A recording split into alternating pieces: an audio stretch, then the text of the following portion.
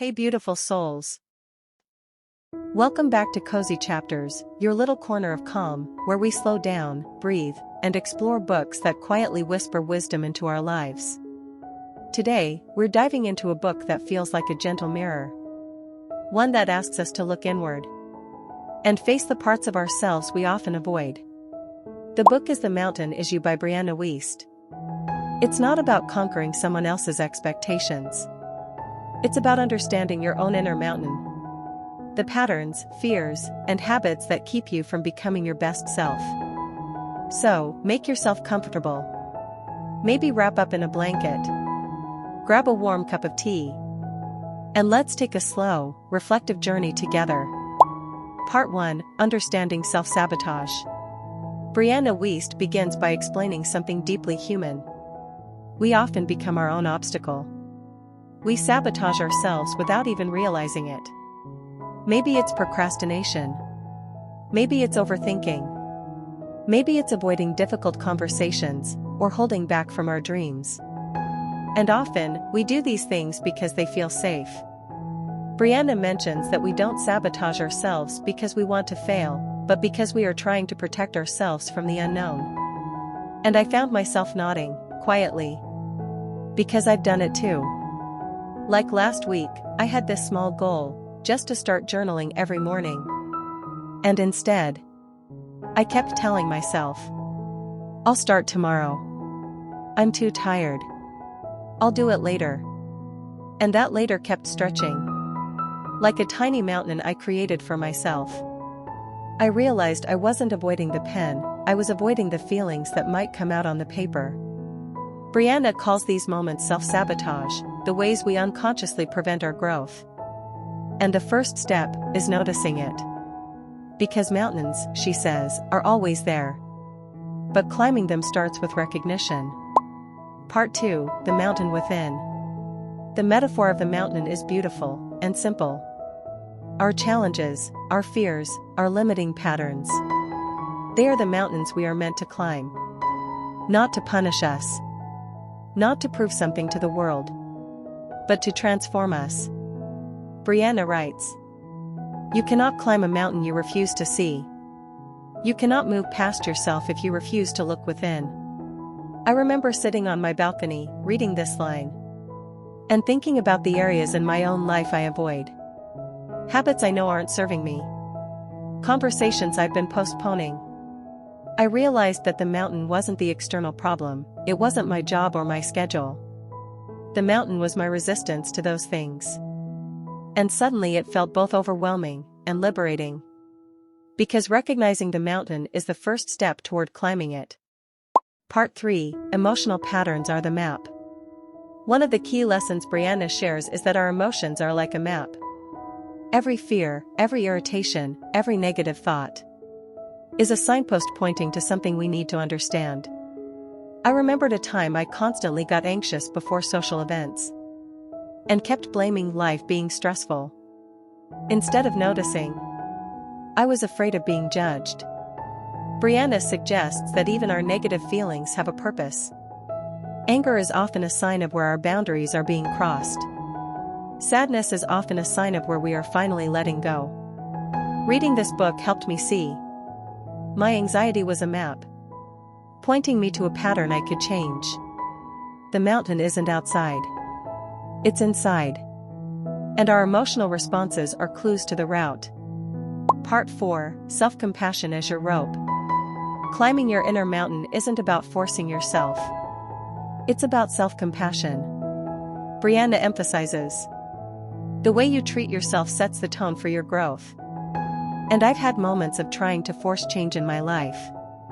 Telling myself, you have to be perfect. You have to get it right.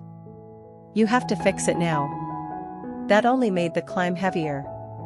But when I tried softening toward myself, allowing mistakes, acknowledging fears, and celebrating small wins, it became lighter. Self-compassion is the rope that keeps you steady. It doesn't make the mountain disappear, but it makes the climb possible. Part 5: Small Habits, Big Shifts. Another big lesson in the book is that transformation comes through small, consistent actions. You don't need to overhaul your entire life overnight.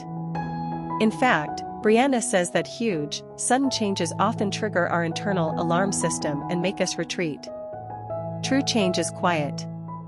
I tried applying this in a small way. Choosing to journal for 5 minutes a day. Or take a short walk whenever I felt stressed. Or consciously pause before reacting to frustration. These tiny steps felt almost invisible at first. But slowly, I noticed less stress, more clarity, and a sense of moving forward even on days I didn't feel like it. It reminded me of what I love about atomic habits. Tiny changes create monumental results over time. Part 6: Facing Fear, Not Avoiding It. One of my favorite insights is this.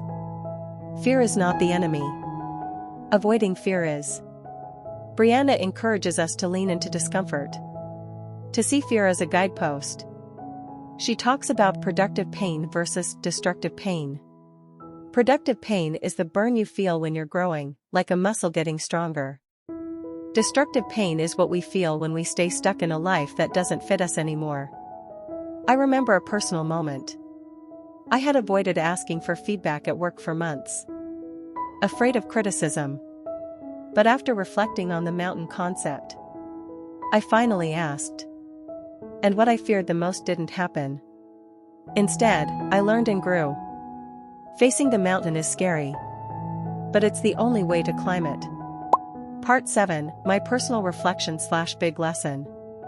If I had to pick the single most important lesson I took from this book, it's this. The mountain isn't something to escape. It's not punishment. It's your path to self-understanding. For so long, I treated challenges as obstacles.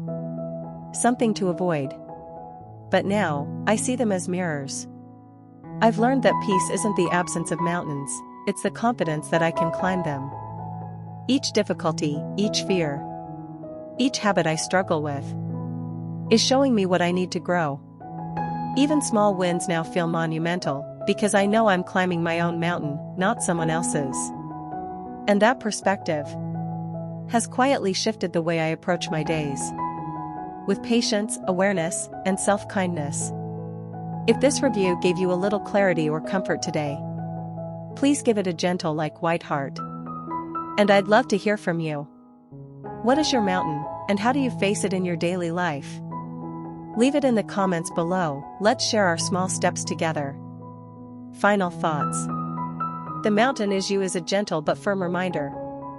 Self-sabotage isn't failure. Your fears are your map. Small habits build momentum.